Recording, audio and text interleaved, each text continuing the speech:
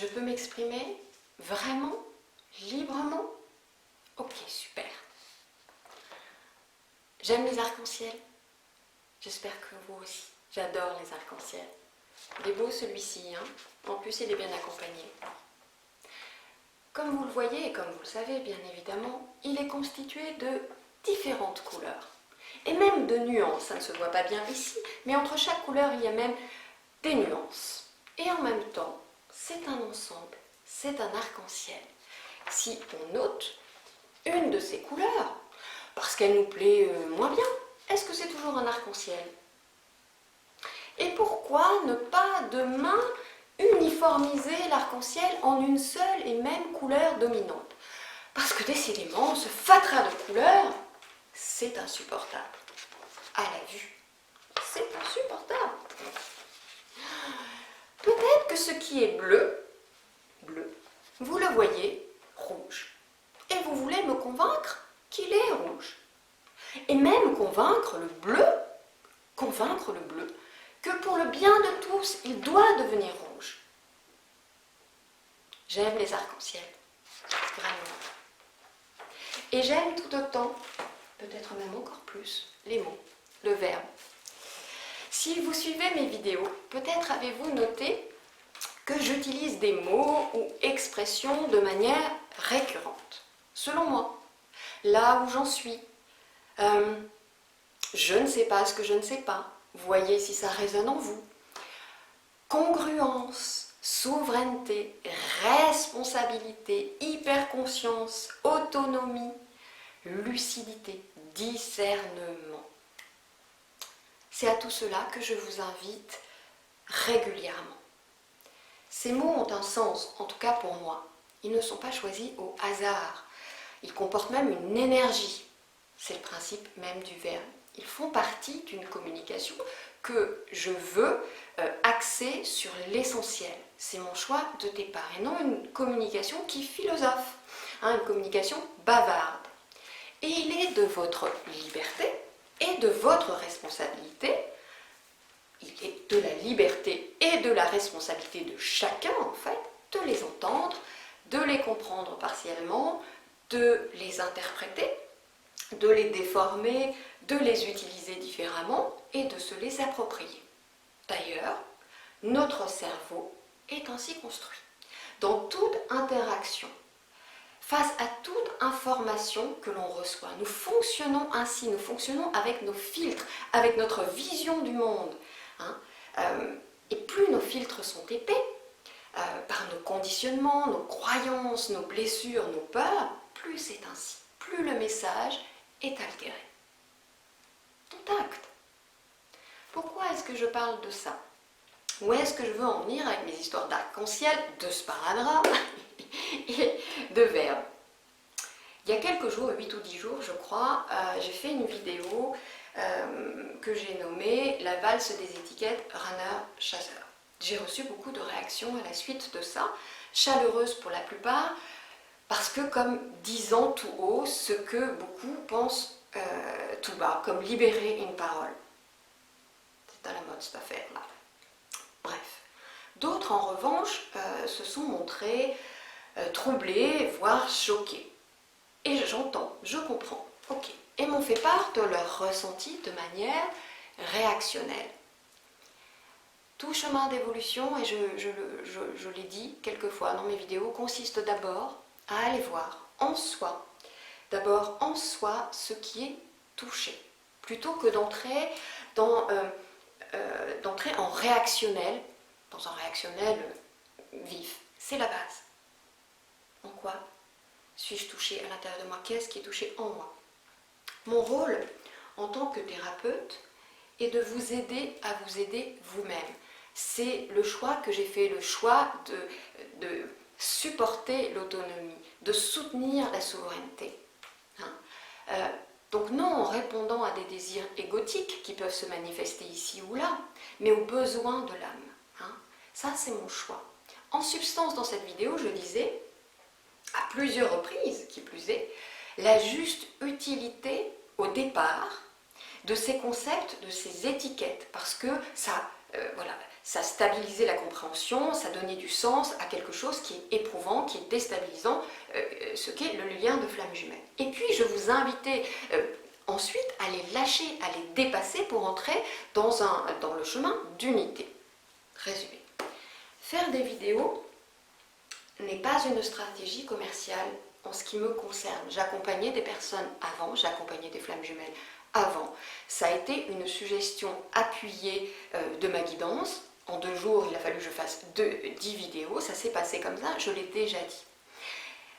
Ces vidéos, elles ne sont pas faites pour m'épancher sur notre cas personnel. Quand cela est partagé, c'est pour illustrer. Ce sont des illustrations pour que ça rende les choses concrètes. Ça n'est pas fait pour faire ma thérapie face caméra. Ma thérapie, elle est faite depuis des années. Et quand j'ai encore des choses à régler, parce que je suis en chemin d'évolution comme tout un chacun, eh bien je le fais dans mon intériorité, pas devant la caméra. J'y parle dans ces vidéos de ce que j'ai intégré, transcendé, et que j'incarne au-delà des mots, avec bien sûr toute la faillibilité de la condition humaine à laquelle j'appartiens. Et je fais en sorte de ne pas l'imposer comme une vérité, d'où ce choix de mots, là où j'en suis, selon moi, à partir de mon vécu, etc., etc., etc. Et cet appel constant que j'ai à votre souveraineté, voyez si ça résonne en vous, si c'est juste pour vous, etc., etc. Mon chemin, il est celui du cœur. Alors je peux entendre que mes mots autour de l'amour, de la lumière, du cœur apparaissent pour certains dérisoires, candides, cuculaprales. La lumière, elle est pourtant simple, ce qui ne veut pas dire simpliste. Faire le chemin d'unité, ça n'est pas à confondre avec uniformité. Ça n'est pas un mouvement qui uniformise, qui prend le pouvoir, qui règle, qui nomenclature, qui domine, qui écrase. Hein, j'ai expliqué ça dans ma vidéo sur le chemin de guérison. Le chemin de flamme jumelle, c'est un chemin de retour vers cette unité, vers le vrai soi. Ça n'est pas un concept, l'unité. Hein, c'est un chemin patient, déterminé, courageux, lucide, renouvelé. Alors, si ce chemin devait servir à l'émergence de chapelles, ne comptez pas sur moi. Je n'en serai pas.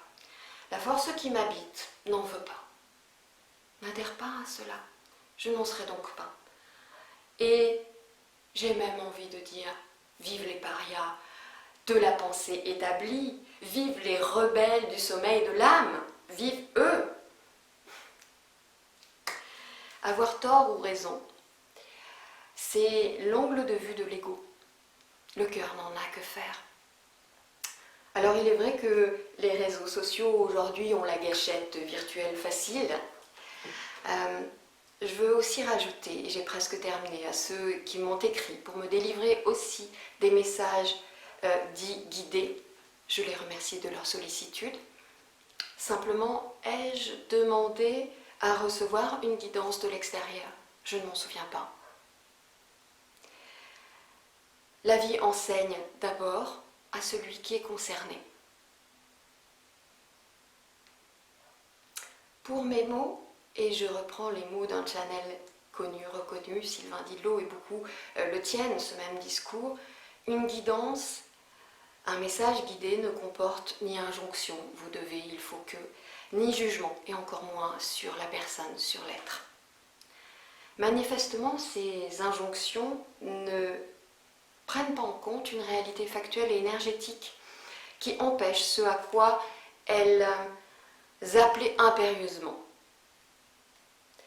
La lucidité, l'autonomie, la responsabilité, l'ouverture de cœur sont les flambeaux de ce chemin, selon moi. Je continuerai donc à m'exprimer comme je le souhaite, sur les sujets que je souhaite. Les personnes que j'accompagne le savent, je peux être langue de feu ou langue de miel, mais je préfère ça être langue de bois. Alors je continuerai à m'exprimer, comme toujours, en suivant ma guidance, mon intuition, mon élan du cœur et mon rythme. Voilà. Et je continuerai de regarder les arcs-en-ciel et tout ça sans sparadrap. Alors, place aux questions, après ce long préambule, mais qui était d'une certaine façon aussi une réponse. Non pas à des questions, mais puisqu'il n'y en avait pas vraiment, mais des réactions. La première question, c'est quel outil puis-je utiliser, quel outil énergétique puis-je utiliser pour travailler pour compléter le travail sur moi. Alors, je vous renvoie à cette vidéo que j'évoquais il y a un instant sur le chemin de guérison, je crois qu'il y en a deux. Il y a des tas d'outils en fait, suivez vraiment votre intuition, faites-vous confiance. Plusieurs choses. D'abord, vous libérez ce qui est mûr en vous, ce que vous autorisez à lâcher. On ne peut pas courir si on n'a pas appris à marcher, donc tout ça, ça se fait par palier. Donc toujours cette histoire de frustration à parfois vouloir aller plus vite que son propre rythme. Donc déjà, ça c'est la première chose. Ensuite, le thérapeute, qui ne donne pas son énergie dans les soins énergétiques, c'est pas lui qui fait. Celui qui dit ça, il est canal d'énergie de guérison divine, angélique, etc. Son rôle, selon moi, tient dans sa capacité à se mettre en résonance, en fait, avec la personne qui l'accompagne, qu'il ou qu'elle accompagne. Donc, pas seulement, selon moi, à être un technicien. Et c'est à ça que vous pouvez être vigilant peut-être, mais à entrer en résonance, donc ça veut dire dans un mouvement du cœur envers la personne accompagnée. Le mieux étant évidemment de devenir autonome. On y revient encore. Je suis un peu obstinée, de plus en plus pour recevoir évidemment en direct, comme je le fais maintenant dans les soins de 21 jours que je propose, où j'initie évidemment la première séance, le démarrage, et ensuite la personne, elle gère, elle est en lien direct avec les énergies de guérison et ses propres essences angéliques, pour ce qui est du soutien 21 jours angélique. Et ce sera comme ça de plus en plus, puisque je travaille sur d'autres outils qui vont dans ce sens, dans le sens vraiment de l'autonomie, de la gestion autonome, indépendante, en ligne directe, voilà, pour déployer sa souveraineté. Je suis cohérente d'une certaine façon, obstinée et cohérente. Alors, la deuxième question. Est-ce que le développement de dons de capacités extrasensorielles est obligatoire à la reconnexion avec sa flamme jumelle? Rien n'est obligatoire, rien n'est automatique non plus, c'est propre à chacun. Parfois ça se passe effectivement immédiatement ou plus tard ou pas du tout. C'est vrai que certains retrouvent des capacités extrasensorielles, pour d'autres non. C'est aussi lié au choix de l'âme, cette affaire. Souvent quand on a d'ailleurs un job qui n'est pas terminé dans une vie précédente, donc on continue d'expérimenter ce qui est en fait à l'intérieur de tout un chacun.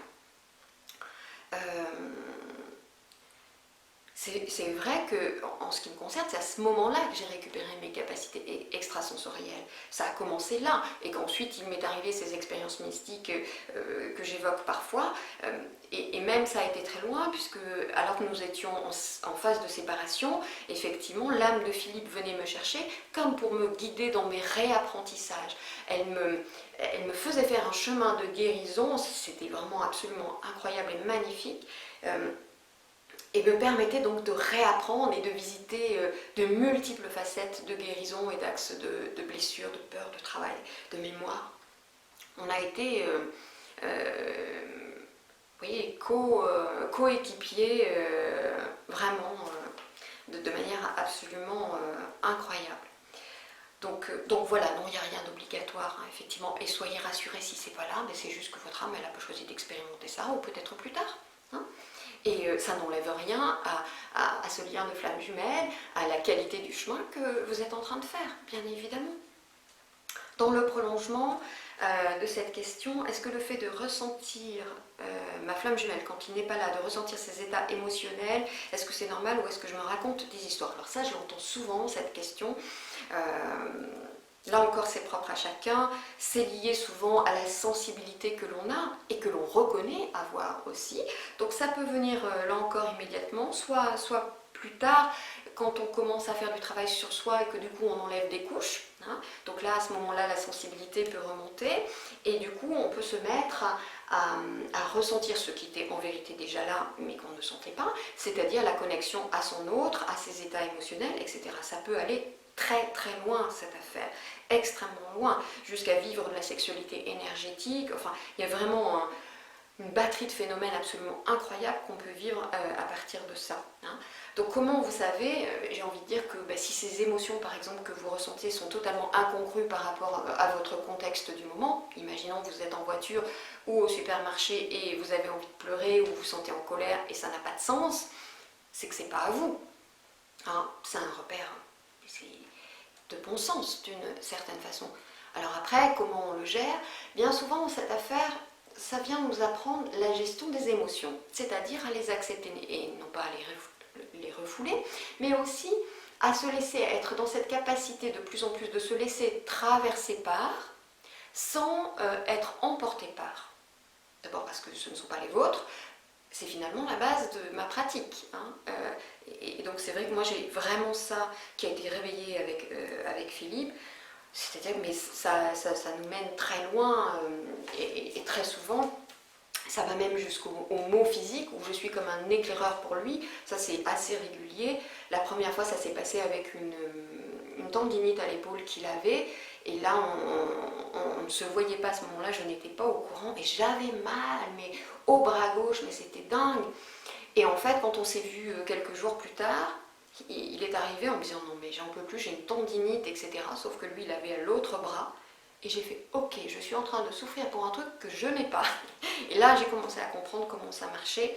Et puis régulièrement, il y a 2 ans effectivement, j'ai eu des problèmes à l'abdomen, aux intestins, mais tous les signaux d'une pathologie. J'ai passé en urgence des examens. J'ai décoiffé tous les médecins parce qu'ils ne comprenaient rien, ils ont même exploré au-delà de ce qui était demandé. Et en fait, je vivais un truc, je n'avais rien, les examens étaient nickel, je vivais un truc qui était en cours chez Philippe et qui allait se déclencher quelques temps plus tard. Donc là, j'ai compris aussi le mécanisme et il a pu procéder à des examens de manière plus en avant, on va dire. Mais effectivement, c'est lui qui était malade. Et là, ça s'est reproduit encore au mois d'août. Ceux que j'ai accompagnés l'ont su, que je me suis retrouvée 8 jours en mode momie. Voilà, il y avait un peu de moi, mais il y avait beaucoup de lui, en fait. Avec 8 jours d'avance, j'ai vécu ce qui l'attendait. Donc oui, ça peut... Voilà, ça vient vous apprendre plein de choses, cette affaire-là. Alors c'est vrai que des fois, on a l'impression que c'est un peu trop, qu'on a un fil à la patte. Cette affaire de Dolby Stereo, là, c'est... voilà, mais voyez ce que vous pouvez... comment vous pouvez valoriser ça et quel bienfait vous pouvez tirer de ça. Il n'y a rien qui ne soit là, qui ne soit bénéfice, en fait. Donc trouvez l'angle de bénéfice par rapport à ça. Voilà. Alors, on lit partout. Je n'avais pas oublié une question. On lit partout, il me semblait que j'en avais plus que ça. On lit partout que seul le lien de flamme jumelle mène à l'amour inconditionnel. Est-ce que c'est juste? Ça n'est pas un lien qui mène à l'amour inconditionnel, quel qu'il soit, c'est l'ouverture de cœur. Hein, ça peut se vivre avec tout un chacun, que ce soit une âme sœur. Et quand je dis même tout un chacun, c'est d'ailleurs le but de l'amour que moi je nomme plutôt universel, plutôt qu'inconditionnel, c'est de le ressentir avec tout ce qui est vivant. Donc ça va même au-delà des personnes, voilà, parce que ça n'est pas un sentiment, l'amour universel, c'est le sel de ce qui nous compose, hein, c'est ce de quoi nous sommes faits. Donc d'ailleurs, il n'y a pas besoin en fait de... Il n'y a besoin de rien ni de personne à l'extérieur. En fait, il n'y a pas besoin de raison pour aimer, hein, puisque c'est ce que nous sommes. C'est de ce dont nous sommes composés. Mais finalement, c'est très juste.